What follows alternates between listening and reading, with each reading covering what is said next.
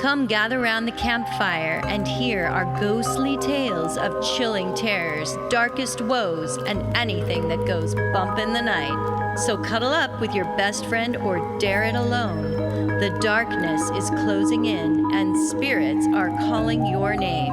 This is Fireside Phantoms.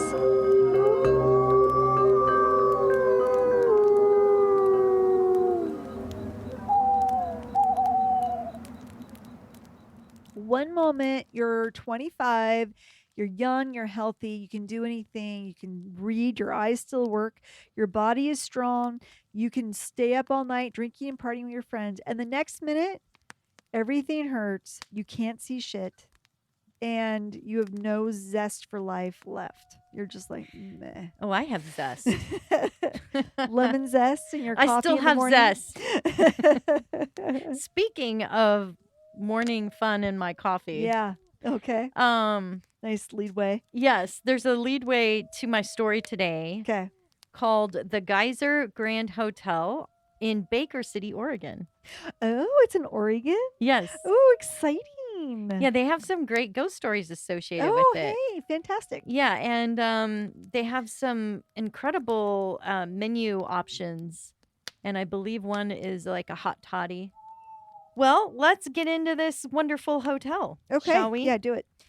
Okay, so this beautiful hotel was built in 1889 and has a really impressive 4-story clock tower. I'm Oh. really fond of clock towers. I like clock 4 towers. stories. Wow. It has a 200-foot corner cupola, making it an impressive sight, and has a stained glass ceiling, which allows for natural light to filter through to open staircases below. Oh, pretty. So it's really gorgeous. Yeah. Baker City was a main hub for gold seekers in the 1800s and was nicknamed the Queen City of the Mines. The city catered to the wealthy who could spend their money on lavish accommodations, shops, and decadent entertainment. A railroad was built, and it had a stop right in front of the hotel. That's some really good service there. That is good. The hotel even provided prostitute service. Now we're talking. How considerate. I had to, your long journey, you're going to want to have sex tonight. So we got you a prostitute. There you go. It is said there was a secret passageway in the basement of the hotel, which served as a wine cellar, allowing gentlemen to come and go without being seen by the proper hotel guests. Or their wives. Yes. There was an operating brothel located on the 3rd floor of the hotel that remained in operation until the 1940s. That's a long time to be operating a brothel. That's a long time. But that tells you the business is thriving. Mm-hmm. Interesting fact, Baker City even had a whore tax. Really? A whore tax that went to pay for its streetlights. I wonder if they had red bulbs in there. So they would pay for the street lights so that the people could see the girls and go pick out instead of being in the dark and then getting her up to the room and going, oh my God, I'm not attracted to you. What the hell? Or safety first for them, right? Oh, that's where your mind goes. My mind immediately goes to, what? You can't see who you're getting? You gotta pay for what you get. You have a better heart than I do. No. When the gold rush died down, Baker City continued to be a place of entertainment, and many tourists would come to enjoy the gambling establishments, and was even said to have had mob involvement running booze through that secret underground passage to the hotel during Prohibition. Nice. Yeah. During World War II, the hotel became a much-needed hospital for veterans wounded from the war. However, during that time, the hotel started to decline, needing expensive repairs, and the owners at the time could not keep up with the financial costs. And although the hotel still had many tourists, like providing space for the cast of the film Paint Your Wagon, in 1968, after the film was completed, the hotel closed its doors and sat empty for over 25 years. It's a long time. Mr. and Mrs. Dwight Sidway heard about the hotel possibly being destroyed to make way for a parking lot. They loved historical buildings and was experienced in preserving them. Seeing the many possibilities for the space and beautiful structure, they decided to raise capital for renovating the hotel. They invested $7 million. Wow, they had some coin. Yes, and restored all 30 rooms, roof, and upgraded the hotel with modern amenities. The doors opened again for business in 1998. But somehow the place was now overrun with ghosts. Yes. Well, sitting empty Boom. for 25 years, you better believe a couple ghosts probably floated by and said, "Hey, let's stay in here." That's what happens when you let real estate just sit That's right. unsold. That's right. During the renovation, construction workers noticed strange things happening. One worker who was taking the elevator up to a different floor had the door forced open, and dozens of ghostly apparitions decided to join him. Oh, that would be so freaky. That would be. Uh, Other workers would hear knocking and find their tools missing. What's that? Who's there? Where's my tools? It's on the other side. The most famous of the ghosts to be seen is thought to be Annie Bernice Geiser, the former matron of the hotel.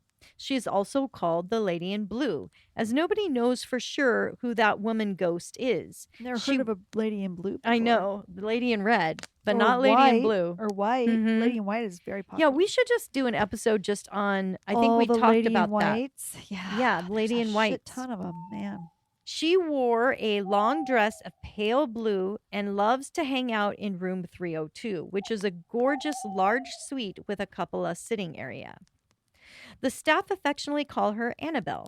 Oh God. Yeah, that's a wonderful name to call somebody you love. Ever since the Warren story, Yes. it's like, oh, I would Annabelle. never affectionately call anyone Annabelle. Yeah. It was said when she ran the hotel, she had a specific chair reserved for her in the hotel bar. Many of the staff and guests have seen her descend the grand staircase in her lovely blue gown to make her way to the bar after dinner hour. Guests have found an annoying greeting of a blast of cold air when attempting to sit in her spot, and sometimes they feel a nasty pinch on the buttocks or on the arm. Woo. Yeah. Miss Geiser, nicknamed Birdie by her own family, left behind in a scrapbook her recipe clippings and personal notes, which expressed her love of music, playing the piano, and she wanted to pursue formal training and education, but said that she would have to marry. Birdie married Albert Geiser when she was only 16, and he was, gasp, 29. Whoa.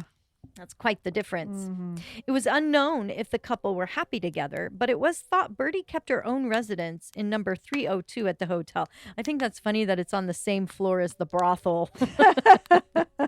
Here, my love. You can stay with my other girlfriends. My other girlfriends. It'll be very convenient. I can just come to your room after in the late evening and not even have to take the elevator. That's right. It is interesting to note that in 1930, Birdie moved to Portland without her husband. Oh. Albert was reported to have died later in 1939. Nothing official was ever reported regarding a divorce, but it was clear they were separated. Guests who stay now in room number 302 have said that their snacks have gone missing and that their jewelry gets tangled up or moved. There is also a ghost in the hotel who loves Budweiser beer. Clearly, he doesn't have good taste. Coors. Should be No. Pabst Blue Ribbon. No. Portland. The bartenders who have worked behind the bar reported seeing the tap open and beer pouring out of it many times after they made sure to seal it off. An unfortunate accident of a chef that formerly worked at the Geyser Grand met his fate when a dumbwaiter came crashing down on his neck, decapitating him to the horror of the staff. Oh my God. Yes, his ghost is seen often around the kitchen. And unfortunately, in the afterlife, he still does not have his head. Oh, yuck. Well, that sucks. That's really creepy. Yeah, perhaps that is why he sticks around trying to locate it. Oh. The chef likes to throw pots and pans around the kitchen and slam doors. Well, he probably is stumbling into things without his head. Hmm. A Japanese crew who was filming in the hotel said they captured floating orbs in the kitchen area. But the most impressive feat witnessed by another chef on staff was a whole crate of fine glasses floating up into the air and then, as if on purpose, dropping the crate and breaking all the glasses on the floor. Oh boy.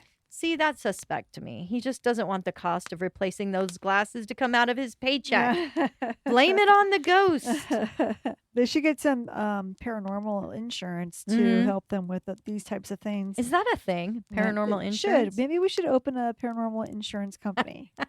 You can buy insurance from us, and And if you then, have yeah. stuff related to a ghost, then we will help you out. And then people will give us invisible monthly bills, checks, $500 ghost for checks. a business, and $100 for, well, maybe it should be $500 if it's a private residence, and 1,000 for a business, because they can really do some damage. They can, especially with your cutlery Oh yeah. and fine glassware. But for you'd sure. have to have a clause that says you have to prove it to us that it's an actual ghost.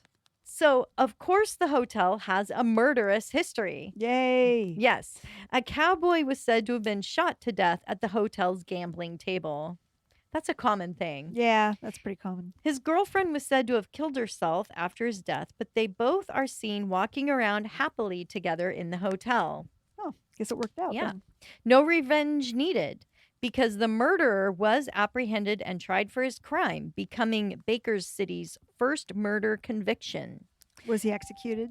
I think so. Yeah. So he's also in the afterlife with them. I wonder if that pisses them off. No, because they're happy. So maybe they just, maybe he's hanging around in the jail or something like that. Many report seeing the ghost of a young girl in the basement and walking down the third floor hall. There is also a cabaret dancer dressed up in a 1920s red corset and hat featuring a tall peacock feather. Another ghost from the 1930s has been described as a friendly female dressed up in a violet flapper dress. Many such partiers from the 1920s and 30s are seen watching guests from the upstairs balconies. So I guess they really like to people watch. I guess. At night, many have heard the sounds of parties and laughter in the hotel walls, especially heard from hotel room number 203. Several of the hotel rooms have garnered a nickname for their paranormal activity. The rain room, where a ghost waits until the guests are sound asleep and then turns on the shower, which also sounds like they're making a splash or taking a bath. Oh. Splish splash, the I'm ghost taking in the a bath. bath. Do. The train room also wakes up guests who swear they hear the sound of a train. Well, that would be the train that ran right in front of the hotel, Yeah, probably. sure. But the current owner, Barbara, who is on the fence about believing in ghosts, does admit that she has heard what sounds like entertaining and partying going on in the wee hours of the night, and upon investigating the noise, is always greeted by silence. Barbara said most paranormal activity happens after midnight, and she warns guests teasingly that they can expect to be woken up to 3 times during the night. Well, that's not too bad considering most adults have to pee 2 or 3 times a night anyway. They just need to time it right, that's all. Yeah, and they'll catch a ghost. Yeah, but she assures them they will love the comfy mattress and bedding that they have. The hotel has tried to accommodate ghost hunters and paranormal investigators who want to try and capture evidence of the hauntings. One medium, Amy Venezia, described a very frightening experience she had. She stayed at the Geyser Grand on Christmas Eve a few years ago and gave an interview on Country Living saying there is no doubt the hotel is haunted. She described seeing a dark mass floating by her bed who resembled a beast-like energy. Amy states, quote, I am very accustomed to spirits and not scared of much, but this was a very old, strong spirit, a different type of entity, not a typical connection, and I was very frightened, end quote. It is rumored by guests that the black shadow watches them sleep. After reflecting on the whole experience later, Amy said she felt, quote, the spirit was like a big dog that doesn't know its size when it pounces on you. It was too much for me then, end quote. One paranormal research team, the Atlantic Paranormal Society, known for hosting the show Ghost Hunters, visited the hotel. One of its team members said he kept hearing the name Wayne being spoken out loud as they walked through the various areas of the hotel.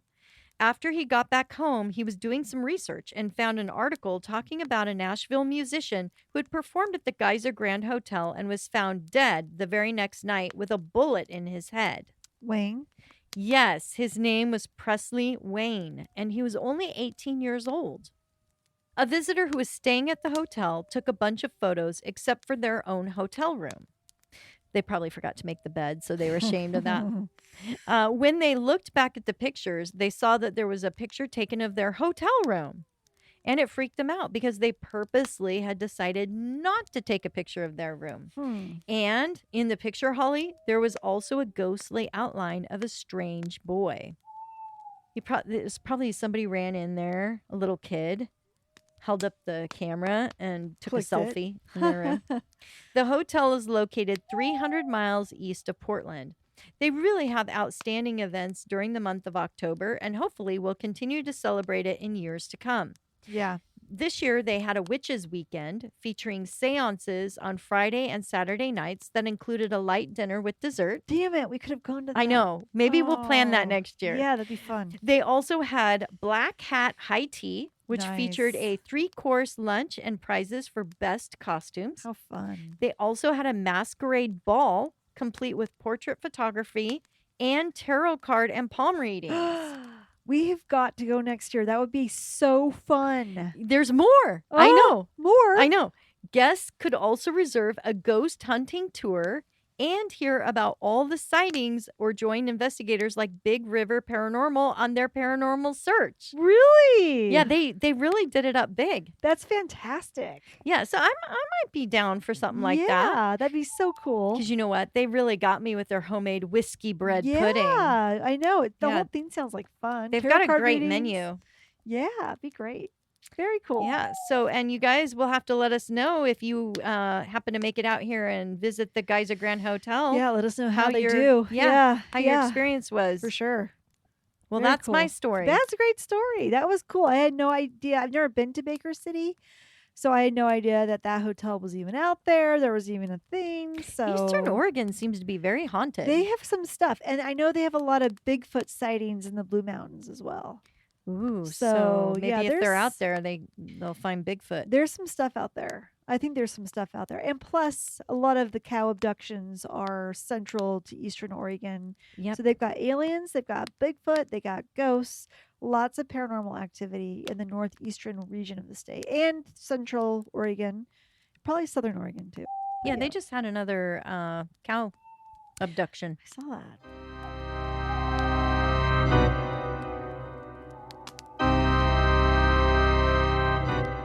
Well, I am covering ghostly sightings.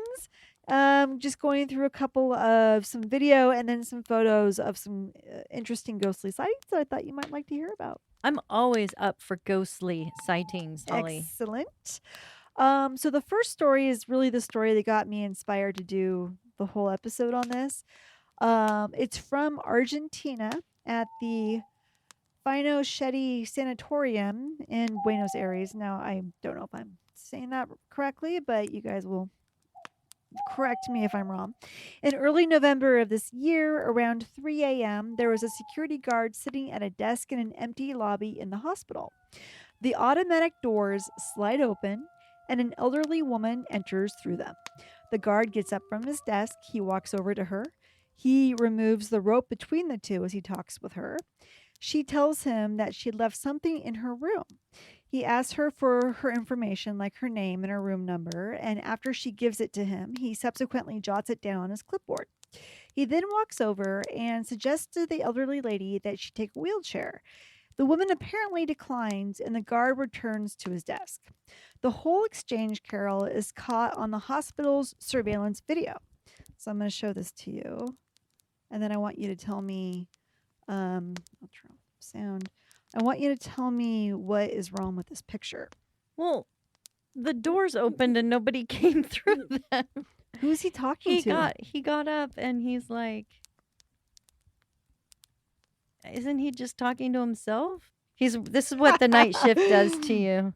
This guy, okay, so this security guy Yeah. is just losing it. He goes to the door. It looks like the door opens. This is And where he goes then- and offers a wheelchair. Yeah, he's having a conversation with somebody that's not there. There's no one there. I know obviously somebody's not there, but he thinks there is. Right. He thinks there is. Somebody get this man some help. Well- some professional help. Before you say that. Oh, A few hours later, this guard, he Yeah. calls upstairs to see if the elderly lady had made it up to her room, as he never saw her come back down. The employees on that floor indicated that no woman had ever showed up on their floor. That was weird for him, so he retrieved his clipboard and he told the staff her name and the room she was planning to go to. He was told that that very woman had died earlier that day, Oh, well before wow. the 3 a.m. visit he received from her. Yeah, So and what it's and who did the guards see? And the hospital is investigating the matter. that's Yeah. crazy. So if he's making it up, he did have the right name and he did have the room number. Yeah. And I mean, I suppose he could have figured out who died that day and I did it as a wanna prank, but do you want to see it again? I wanna see it again because I clearly see the doors open. So Yeah. something made the doors open. Maybe he opened it, seeing her out there. Oh, go And back. then he's clearly talking to someone, but there's nobody So- there. And then the craziest thing is that he goes and grabs a wheelchair. Yeah. So the Oh, door's there closed. it is. Oh, the doors are closing. So there's not a consistent. We aren't sure if those doors were just functioning all night. It sounded like that maybe they were. But okay. in this is the only instance where he actually gets up and thinks there's somebody standing in front of him. Oh, yeah. There's a There's other possibility reasons. that he's just doing it as a prank, but I don't know. I don't think so. No, you'd have to be a really good actor. Yeah. He's very believable. Yeah. And the fact is he had the name of someone who had just died that Right. day. And so I in the right room number for that person. So I just kind of think there might be something to that. It's kind of That's interesting. really cool. It's pretty. It was the story that kicked off my desire to do this whole Yeah. episode on We're- ghostly sightings. And you heard the story where? Coast to Coast AM. Oh, awesome. Yeah, it's one of the go-tos I start with for research on stuff. Oh, and yeah. Yeah. So that's the first story. So you guys we'll obviously have a link to that in our show notes. You guys can watch it and let us know what you think. Mhm. Or you can go directly to Coast AM and watch it there.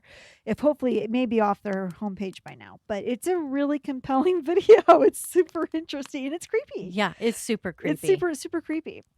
So my next story is not as creepy, but it comes from a guy who was just out riding his motorcycle when he came across an apparent stray dog. Now, this is my favorite part, is that Newsweek has a paranormal section. Yes, So I know. love that. I love that. That's where I got this story. So I was like, yes, Newsweek. According to Newsweek's paranormal section, a guy named Travis Bishop filmed a video of himself discovering this dog. The dog had a collar on and everything, so it looked like it belonged to somebody. The guy is out in the middle of nowhere, and he is somewhat chastising the dog for being so close to a blind corner, telling him it isn't safe for him to hang out there. Travis moves his camera around the landscape to show the blind corner and the fact that they were in the middle of nowhere. And when he moves his camera back down to the dog is gone. There is seemingly nowhere for this dog to go. He pans his camera all around looking for the dog, but there is no sign of it. After uploading the video to the internet on September 9th, his video has been seen over 11 million times and has 26,000 shares. Most people believe this Whoa. dog was a ghost, and I'll show you that. You see the dog? Oh, yeah, that's not a ghost dog. That's a real dog. Come on. That is a well taken care of dog. So you see he's got a collar on. Yeah. Right there. Wow, so cute. And he's even kind of slobbering and breathing heavy. I don't know what breed. It looks like he's a mixed breed dog. Yes, a mixed breed. And there he is, What's he doing with his shoe? smelling it. So you see, this is where he is. He's out in the middle of nowhere. Mm-hmm. This time he's talking to the dog and telling him, "You shouldn't be out here. Gotta find your home." And there's no dog. And I can't really tell where the dog would have gone that he wouldn't have been able to see him because Oh he's my right by, there's God. like a little hill by the road. And so I think he would have seen him run up the hill or down the road or heard him. He just shifted realities. Maybe. That is so crazy, Holly. Yeah. So he was like, I was going to take the dog with me to find his home because Yeah. clearly he belongs to somebody, but he was gone. And there's really no clear way to know where he would have run off to. I mean, I suppose he could have ran down the road, but it looks, the dog's coloring next to the environment, you would think he'd pop Oh yeah. And there's not enough time for him the to guy, really take off. The guy's camera just scans very quickly the scene, and he's back down focused on the dog. He would have been able to see if the dog was anywhere, like He would have ran been, off. yeah. Yeah. And he says that he never did see the dog again. The dog never, and of course, this obviously that's what he said. Whether or not he's believable, who knows? We don't know this guy, but it's kind of interesting. And the It's fact just that the video has been shared 11 million times is pretty good yeah. traction for him. It's just weird though, because the dog, like, he pet the dog, he could feel the dog breathing on him. The dog looked The dog was solid. solid and It real, wasn't like one of those hazy ghost figure dogs. So very firm looking animal yeah, to me. But check it out. if it's true, it's compelling. He needs to check for some steamer piles from the dog. Make sure it's real poo. Yeah. Yeah, I don't know. It's kind of fun. I wish they'd said where he was because I don't remember that they. I don't think that they did, and it would be kind of cool to see where exactly he was. Mhm. But anyway, if you guys see It's a cool. dog out there along the side of a blind corner road in the middle of nowhere, it might be a ghost. It might be a ghost It might be dog. a ghost dog. Yeah. So my next one is somewhere in the woods in Tennessee, Carol, someone was able to record new video footage of a possible Bigfoot. So this is not a ghost one, this is a Bigfoot one. Awesome. The footage clearly shows that whatever the animal is, it is not a bear, as its arms are too long, and there are no reports of any escaped apes from the zoos in the area, so it is not believed to be a monkey either. Okay. But what do you think it is, Carol? A Bigfoot, a monkey, or a guy in a Bigfoot costume? Let me show you what that one looks like. Are those my only choices? No, you Oh, can make okay. up your own if you'd like. All right, let me see. You know, I ever since that Bigfoot Uh-huh. sighting that they Mhm. decided was a guy in a monkey suit, I'm very skeptical of all the Bigfoots I see. Now, this is very interesting because he almost seems to be moving through the trees, like going through them. Right. Like he's not, Kind of transparent. like, yeah, he's not physically there. Yeah, it's kind of weird, isn't it? Yeah. She's And this saying- was at night? Caught on, it was in Tennessee. I don't know what time of day. yeah, it's freaky. Yeah, it's kind of weird, isn't it? It's kind of a dark blob. It's hard to tell. It kind of moves. You really can't distinctly tell what it is. It moves kind of like a bear, but I agree. It's not quite a bear. It's not quite a bear. Its arms are too long, so they've Yeah. ruled that out. Yeah, it's kind of weird. I don't know. It might be Bigfoot. It could be. Maybe, because I guess, I mean, Bigfoot is seen out there as well. He's seen everywhere, I guess. I know. My next story is in York County, Pennsylvania. There was a 34-year-old woman named Amanda Pitt. She was featured in Mirror magazine, which I believe is a UK publication. Yeah. She was featured in that magazine to discuss the ghost in her house that she caught on surveillance video on October 21st. She said she woke up in the middle of the night to the sound of heavy footsteps. She and her husband sleep in the basement of their home while their children sleep upstairs. She thought that the footsteps belonged to one of her kids looking for her, so she got up to check on them, finding them all sound asleep in their beds. So she returned to her bed, but was woken again about 3:40 in the morning to the sound of more footsteps. Ooh, I hate that. She decided to check her security footage and saw something on her camera standing in the doorway of her kitchen that alarmed her. So she screenshotted the image and then she woke up her husband and told him that she thought someone had broken into the house. So he got up and he went upstairs and he searched the entire home and found nothing. But Amanda knew that something was amiss because the family dog, who was an English shepherd named Ollie, was acting scared and pacing around the house. And he typically barks at anything and everything, but this time he did not. But he was definitely upset Oh. about something. So she showed the photo to her husband, to which he said, the screenshot she took, to which he said, "What is that?" And here is the photo that she supplied to the magazine. What the hell? I don't know. Okay. Creepy. There's something really there. I mean, that's really scary. It's creepy, isn't it? It looks like the size of a child, but it has the face of like a creepy woman. Yeah, it's not a beautiful face. It's kind of an ugly face. Like a witch or something. Like a witch. Mm-hmm. So, since moving into the home in 2020, the family has experienced other strange things, like being alerted by the security app that there is movement in their home when nobody is there. They hear weird noises sometimes, the sink turns on by itself, and they hear footsteps, of course. The other weird thing is that the activity always happens on the 21st of each month. Isn't that Ooh. weird? I'd As be you looking in the history of the home as right? to what What happened on the happened on the 21st? 21st. As you'll remember, this incident was captured on October 21st, but the family Uh-huh. has caught footage of doors opening on their own and movement of other strange anomalies on their surveillance footage during the 21st of other months. Amanda also said the prior owners did not stay in the home for very long, but she does not know why they moved out so quickly. Her family will be moving to Florida next year, so they will not be staying in their haunted house for much longer. Zach Baggins, here's an opportunity for Yes. you. You know what? We should get in contact with Zach. We talk about him so We much. shouldn't just say, hey. And he'll be like, you know how many No, paranormal I know. podcasts reach out to me? Oh, I know, but then we'd be like, just next time you're in Portland, Yeah, swing let us by. know. We might have a Dubak box for you. A dub a Dybbuk, a Dybbuk, Dubbock, a a Dubbock, Dybbuk box. whatever, however. I'll find something haunted you want Something to haunted you're buy. gonna want. So my next one, this one's kind of crazy too, but it's the one with the weakest visual evidence, but it's a cool story and Okay. it's super creepy. So in the summer of 2021 in Cannock Chase, Staffordshire, England, you know this one? Yeah, I always talk about Cannock Chase being a crazy place with just really like mutant animals running Excellent. around. Excellent. This will be right up your alley. Okay. Then. Yeah, and in fact, there's a book coming out about it that we should probably buy. Oh, yes. Yeah. We will have to do that. Good. I'm glad you're covering this. Yeah, Cannock Chase, Staffordshire, England. Sorry, English people. I'm probably butchering that. So in the summer of 2021, picture it, a couple of teenage lovers got tired of being separated due to COVID lockdowns. So they snuck off together to go camping in the woods, as you do. The two set up their tent and snuggled in for the night when they heard some noises around their tent.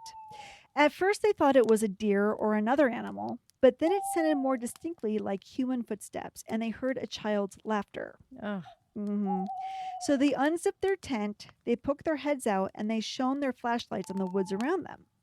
The male teen saw this little girl hiding behind a tree. She would then dart from tree to tree in an effort to keep herself hidden until finally she got over her shyness and she stepped right out in front of them, where both teens illuminated her with their flashlights. So again, I got this from Mirror Magazine, and they say Kylie said, and their names were changed because they didn't want to get in trouble Sure. for not being, they weren't supposed to be Yeah. out there anyway. So Kylie said, quote, I was absolutely terrified. I read the stories in the news about the black-eyed child, Yes. but it wasn't until the thing stood right in front of me that I could quite believe them. I knew instantly that we were dealing with the real thing because it moved in ways humans simply cannot move. Oh, I've got goosebumps. It was like it could teleport from one place to another when it was moving around and hiding behind the trees.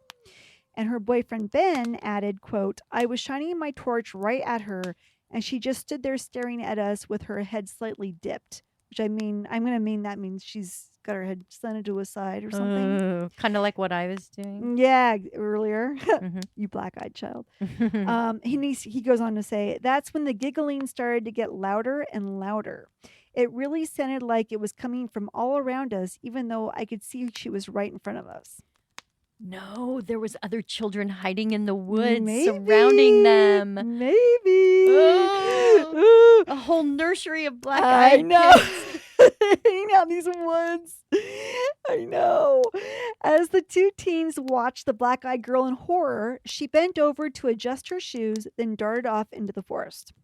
They zipped up their tent and stayed huddled together until yes. morning.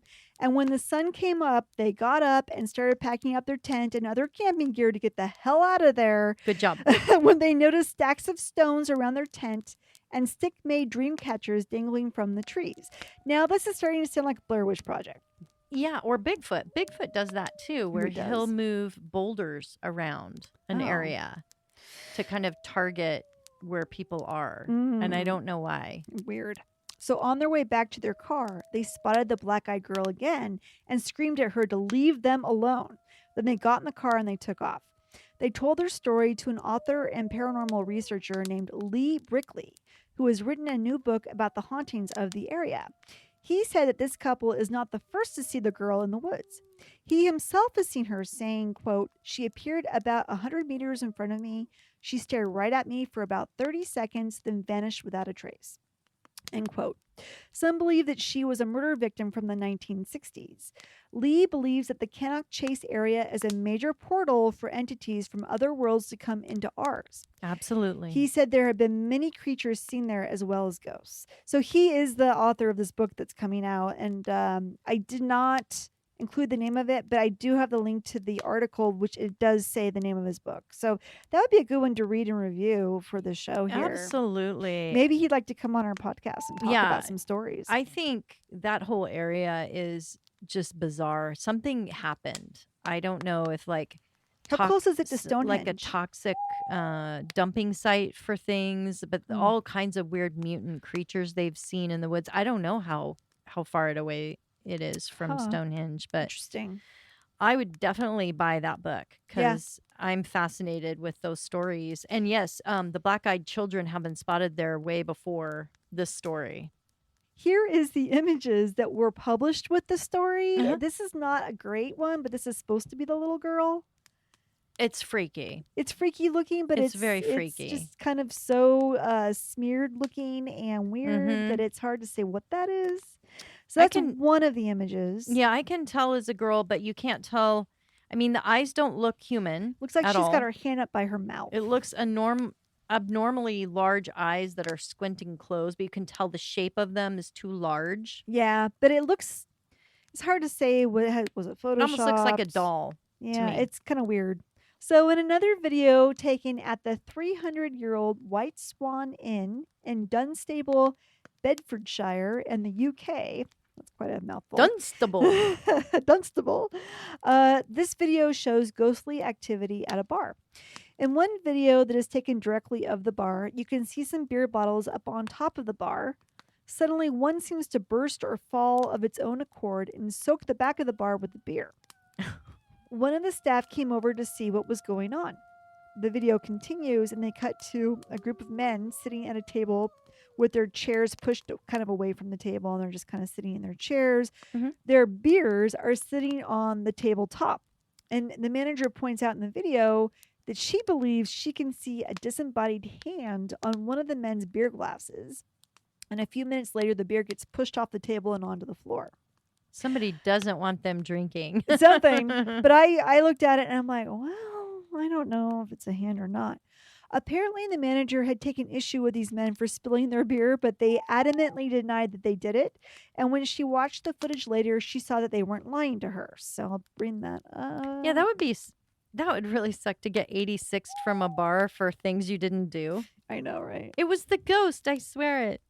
You'll see her point of where to look. Oh, yeah. Oh, gosh. Yeah. All right. I saw it fall, but I didn't see a hand. Yeah, she seems to think there was a hand, a disembodied hand on the glass. Okay. Well, I didn't see it, but maybe our listeners will. Yeah, you guys can watch and tell us what you think about that. All right. I definitely think there couldn't be any other explanation for those beers just getting smashed off the shelf. There was nobody even Close. remotely close to that. Unless some kind of vibration came and then knocked them down, but But why just a few? Yeah, it not would all of 'em. affect all of them, probably. Yeah. I don't know. Kind of weird. That was great. And it's a 300-year-old bar, so you know there's probably some ghosts in there. Oh, And yeah, let's face it, definitely. the older your structure is, the more likely it's going to be haunted. Yeah. And it was Yeah, happy hour. it was happy you know, hour. so Yeah, ghosts are invited. that's right. Yeah. So my last story, there appears to be a ghost that was caught on camera in a cemetery in Charleston, South Carolina. At the cemetery at the St. Philip's Church is buried a woman named Sue Howard Hardy. It is believed she died in 1888, 6 days after giving birth to a stillborn child. It is believed that she passed away due to complications from childbirth. In 1987, a man named Harry Reynolds was at the cemetery and snapped a few photos. In one of the photos, he captured a woman dressed in a long Victorian-like covering, bending over the grave of a child. It was determined that the ghost was that of Sue Howard Hardy looking for her baby. The photo is very clear. I'll show you that one. What do you think? Oh, yeah. Aw. Yeah. Now this one's sad. It does look like an older lady bending over. She kind of has a Ru- cloak over her yeah. or a scarf or Something's wrapped something, around her body. like Yep. a shawl. Yeah. This was such an impressive photo to him that he actually sent it off to Kodak for their explanation of what he got, and they didn't know. They were like, "We don't know what to tell you." So they don't think it's an artifact of Guess whatever they not. did. I guess Okay. not. So, of course, this photo landed the cemetery, which was built in 1680, on the ghost tour docket for local tour groups. They would bring their tourists to the site and pass around the famous photo and tell the story of Sue Howard Hardy. Mm-hmm. Then in 2022, during one of these tour groups, another woman named Cassie Alexis Lawn took photos of the famous spot where Sue had been photographed. She also captured the ghost with her camera. And I'll show you that one. Oh, wow. Oh, my It's gosh. not as Remarkable. distinct, but it definitely looks like there's something standing there. I think it's even better because you see more of a full figure there. Mm. You can't see the facial structures, but she's facing the camera rather than the other way. She was turned Profile where she's completely got her back to the and hunkered over. Yeah. No, that is really interesting. Mm-hmm. Wow. It is said, Carol, that when the photos of the ghost from the 1987 photo are passed around in the tourist groups, that pregnant women experience problems after handling the photos. No. They either feel sick to their stomachs or they feel like they are choking. So that's that kind of is really creepy little side note. Yeah, it's a creepy side note. They should have a warning for people going on the tour and if you're pregnant, don't come. Yeah, exactly. Yeah, I know. Or don't touch the photos or don't even look at the photos. Don't even think about the photo. Yeah, yeah. So I'm wondering if something happened where she ended up choking on blood and maybe that's why they feel that way. Oh God. I'm just speculating as to why they would feel like they were choking, but I don't know. Yeah, it was a good solid episode this week. Yeah, if you guys have any ghost pictures you want to send us, we'd love to see them. We'd love to. Have a good evening or All right, good we'll week. See you next time. Bye. Bye.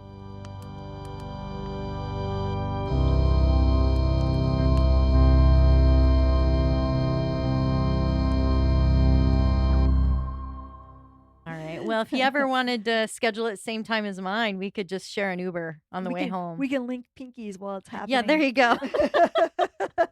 This is so gross. Carol? Sorry, guys.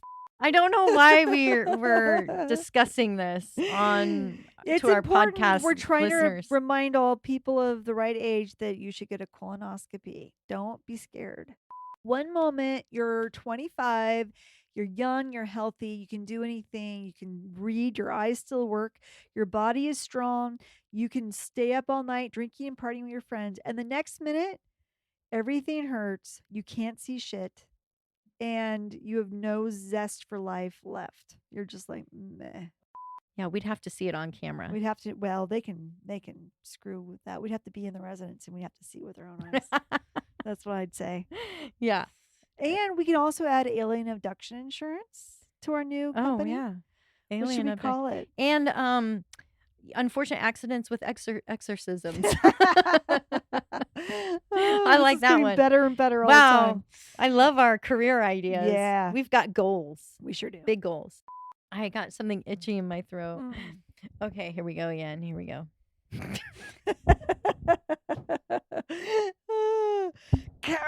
Football. The automatic doors slide open and an elderly... Let me say that again. The automatic doors slide open and an elderly woman...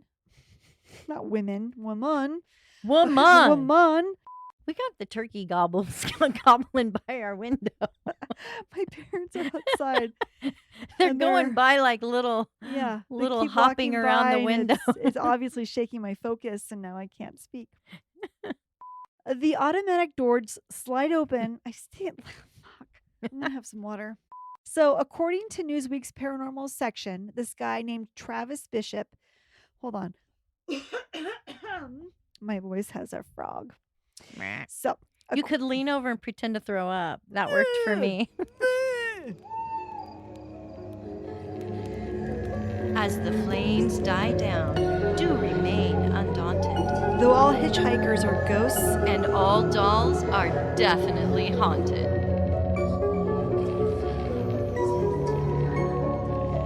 hey guys, be sure to follow us on Instagram. Our handle is @FiresidePhantoms. If you have a spooky story you would like to share with us, send it to firesidephantoms@gmail.com and you may hear it on a future episode.